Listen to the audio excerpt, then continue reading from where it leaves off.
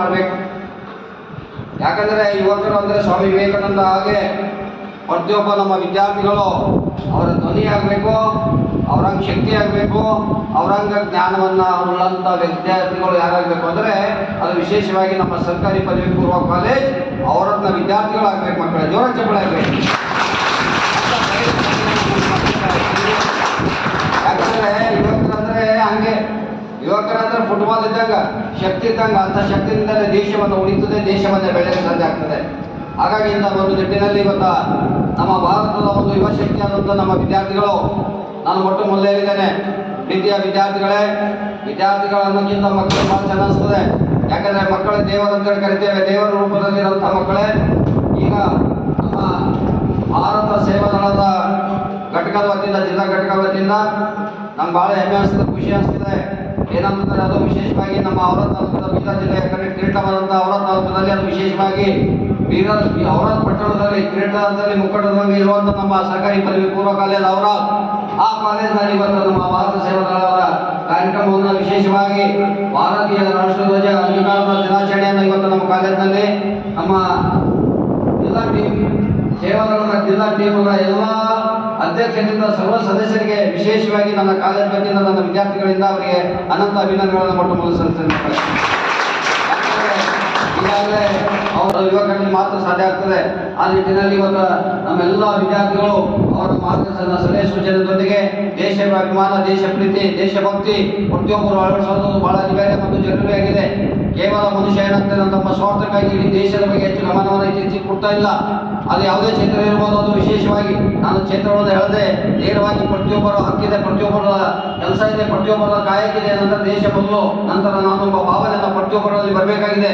ಆ ನಿಟ್ಟಿನಲ್ಲಿ ಪ್ರತಿಯೊಬ್ಬರು ಕೆಲಸ ಬೇಕಾಗಿದೆ. ಯಾಕಂದರೆ ಭಾರತದ ಸ್ವಾತಂತ್ರ್ಯ ಪೂರ್ವದಲ್ಲಿ, ನಾನು ಸಮಯ ಹೆಚ್ಚಿಗೆ ಸ್ಪಷ್ಟ ಮಾತಾಡ್ತಾ ಇದ್ದೇನೆ, ಭಾರತದ ಸ್ವಾತಂತ್ರ್ಯ ಪೂರ್ವದಲ್ಲಿ NS ಹಡೇಕರ್ ಅವರು, ಹಡೇಕರ್ ಮಂಜಪ್ಪ ಅವರು, ಇವರೆಲ್ಲರೂ ಏನು ಮಾಡಿದ್ರು ಅಂದರೆ ಇಡೀ ಕರ್ನಾಟಕದ ಚಳವಳಿಯಲ್ಲಿ, ಕರ್ನಾಟಕ ಏಕೀಕರಣ ಚಳವಳಿ ಮತ್ತು ಭಾರತ ಸ್ವಾತಂತ್ರ್ಯ ಚಳವಳಿಯಲ್ಲಿ ಪ್ರಮುಖ ಪಾತ್ರ ವಹಿಸಿದಂಥವರು. ಅಂಥದ್ರಲ್ಲಿ ಇಂಡಿಯನ್ ನ್ಯಾಷನಲ್ ಕಾಂಗ್ರೆಸ್, ಭಾರತ ರಾಷ್ಟ್ರೀಯ ಕಾಂಗ್ರೆಸ್ ಸಮ್ಮೇಳನವನ್ನು ನಮ್ಮ ಬೆಳಗಾವಿ ಕರ್ನಾಟಕದಲ್ಲಿ ನಡೆಯಿತು. ಆ ಸಂದರ್ಭದಲ್ಲಿ NS ಹಡೇಕರ್ ಪಾತ್ರ ಬಹಳ ಪ್ರಮುಖ ಪಾತ್ರ ವಹಿಸಿದರು.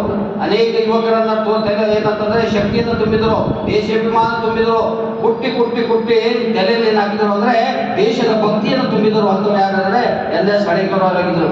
ಅಂಥವರ ಒಂದು ಸ್ಥಾಪನೆ ಮಾಡಿದಂಥ ರಾಷ್ಟ್ರೀಯ ಭಾರತ ಸೇವಾದಳನ್ನ ಇವತ್ತು ನಿರಂತರವಾಗಿ ಕೆಲಸವನ್ನ ಮಾಡ್ತಾರೆ. ನಾವು ಹೆಮ್ಮೆ ಪಡಬೇಕು ಮಕ್ಕಳೇ. ಯಾಕಂದ್ರೆ ಇದು ವಿಶೇಷವಾಗಿ ಅದಕ್ಕಾಗಿ ಅಂಥವರ ಮಹಾತ್ಮರ ಚರಿತ್ರೆಗಳನ್ನ ನಮಗೆ ಶಕ್ತಿ ತುಂಬುತ್ತವೆ. ಶಕ್ತಿ ವಿಟಮಿನ್ ಟ್ಯಾಬ್ಲೆಟ್ ತುಂಬೋದು ಶಕ್ತಿ ಆಗಲ್ಲ. ಅವರ ವಿಚಾರ, ಅವರ ಬದುಕು, ಅವರ ನಡೆ, ನುಡಿ, ತ್ಯಾಗ ನಮಗೆ ಏನು ಮಾಡ್ತೇವೆ, ಒಂದು ಶಕ್ತಿ ಕೊಡ್ತವೆ. ವಿಟಮಿನ್ಗಿಂತ ಹೆಚ್ಚಿನ ಶಕ್ತಿ ಈ ಮಹಾತ್ಮರ ಚರಿತ್ರೆಯನ್ನು ನಮಗೆ ಪಾಠವನ್ನು ಕಲಿಸ್ತವೆ ಮಕ್ಕಳೇ. ಇದೇ ರೀತಿಯಾಗಿ ಆವಾಗ ಮಹಾತ್ಮ ಗಾಂಧೀಜಿಯವರು ಕರ್ನಾಟಕ ಆಹ್ವಾನಿಸಿದರು. ಸಮ್ಮೇಳನ ಅಧ್ಯಕ್ಷರಾಗಿದ್ದರು ಮಹಾತ್ಮ ಗಾಂಧೀಜಿಯವರು. ಆವಾಗ ಹಡೇಕರ್ ಮಂಜಪ್ಪ, NS ಹಡೇಕರ್ ಸೇರಿದಂಥ ಒಂದು ಟೀಮ್, RR ದಿವಾಕರ್ ಸೇರಿದಂಥ ಒಂದು ಟೀಮ್ ಕರ್ನಾಟಕದಲ್ಲಿ ನಡೆಯಿತು. ಆಗ ಹಂಚಿ ಹೋದಂಥ ಕರ್ನಾಟಕ, ಮೈಸೂರು ಕರ್ನಾಟಕ, ಹೈದರಾಬಾದ್ ಕರ್ನಾಟಕ, ಬಾಂಬೆ ಕರ್ನಾಟಕ, ಇವೆಲ್ಲ ಕೊಡಗು ಒಂದು ಭಾಗ ಎಲ್ಲವನ್ನ ಒಂದು ಕೂಡಿಸುವಂಥ ಕೆಲಸ ಯಾರು ಮಾಡಿದ್ರು ಅಂತ ಸಂದರ್ಭದಲ್ಲಿ NS ಹಡೇಕರ್ ಕೂಡ ಪ್ರಮುಖ ಪಾತ್ರ ವಹಿಸಿದಂಥ ವ್ಯಕ್ತಿಯಲ್ಲಿ ಈ ಭಾರತ ಸೇವಾದಳವನ್ನು ಸ್ಥಾಪನೆ ಮಾಡಿದಂಥ NS ಹಡೇಕರ್ ಕೂಡ ಒಬ್ಬರಾಗಿದ್ದರು. ಅಂಥವರೊಂದು ಸೇವಾದಳವನ್ನು ಇವತ್ತು ನಾವು 2022 ಮಾರ್ಚ್ ತಿಂಗಳಿನಲ್ಲಿ ನಮ್ಮ ಕಾಲೇಜಲ್ಲಿ ಒಂದು ಘಟಕವನ್ನು ಸ್ಥಾಪನೆ ಮಾಡಬೇಕಂತೇಳಿ ನಮ್ಮ ಶಿಕ್ಷಣ ಸಾಹೇಬರು, ನಮ್ಮ ನಿರೋಧ ಸಾಹೇಬರು ಎಲ್ಲರೂ ನಮಗೆ ಕೇಳ್ಕೊಂಡ್ರು.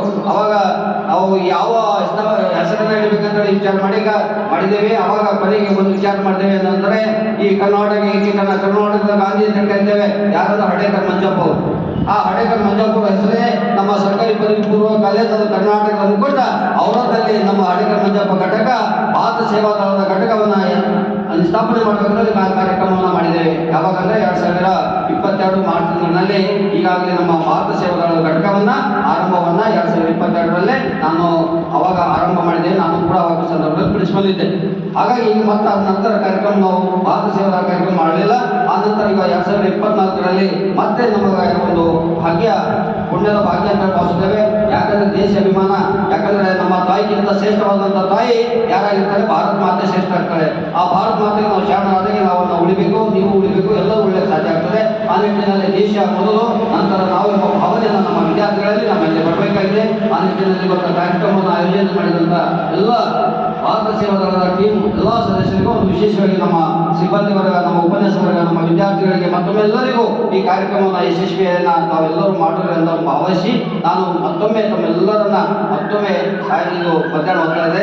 ತಮ್ಮ ಊಟ ಕೂಡ ನಾನು ಗಮನದಲ್ಲಿ ಮಾಡಿದ್ದೇವೆ. ಹಾಗಾಗಿ ಶಾರ್ಟ್ ಆಗಿ ಕಾರ್ಯಕ್ರಮವನ್ನು ಮುಗಿಸುವಂತ ಪ್ರಯತ್ನ ಮಾಡ್ತೇವೆ. ಅಟ್ಲೀಸ್ಟ್ ನಮಗೆ ಇಂಥ ಒಂದು ಕಲ್ಪನೆ, ಭಾರತೀಯ ರಾಷ್ಟ್ರಧ್ವಜದ ಅಂಗೀಕಾರದ ದಿನಾಚರಣೆ ಕಲ್ಪನೆಯನ್ನ ಇವರೆಲ್ಲರೂ ಮೂಡಿಸ್ತಾ ಇದ್ದಾರಲ್ಲ, ಅದಕ್ಕಾಗಿ ನಾವೆಲ್ಲ ಶಾಂತ ರೀತಿಯಿಂದ ಕೇಳೋಣ, ಆಚರಣೆಯನ್ನು ಮಾಡೋಣ ಅನ್ನೋ ಮಾಧ್ಯಮದೊಂದಿಗೆ ನಾನು ಮತ್ತೊಮ್ಮೆ ತಮ್ಮೆಲ್ಲರ ನಮ್ಮ ಗಣ್ಯಮಾನ್ಯರಿಗೆ ಭಾರತ ಸೇವಾದಳದ ಎಲ್ಲ ಟೀಮ್ ಅವರನ್ನು ವಿಶೇಷವಾಗಿ ಶಿವಶರಣಪ್ಪ ವಾಲಿ ಅವರಿಂದ ಇಲ್ಲಿಯವರೆಗೆ ಎಲ್ಲ ಟೀಮ್ ಸರ್ವ ಸದಸ್ಯರಾಗಿ ದೇಶಕ್ಕಾಗಿ ತ್ಯಾಗವನ್ನು ಮಾಡಿದಂಥ ಮಹಾನ್ ಪುರುಷರ ತಾವು ಕೂಡ ತ್ಯಾಗ ಮಾಡಿ ಸೇವೆಯನ್ನು ಮಾಡ್ತಿದ್ರೆ ತಮಗೆ ಮತ್ತೊಮ್ಮೆ ವಾಟ್ಸಪ್ ಅನ್ನು ಹೇಳಿ ನಾನು ಮಾತು ಮುಗ್ತೇನೆ. ಬಹು ಭಾರತ್ ಮಾತಾ ಕಿ, ಬಹು ಭಾರತ್ ಮಾತಾ ಕಿ.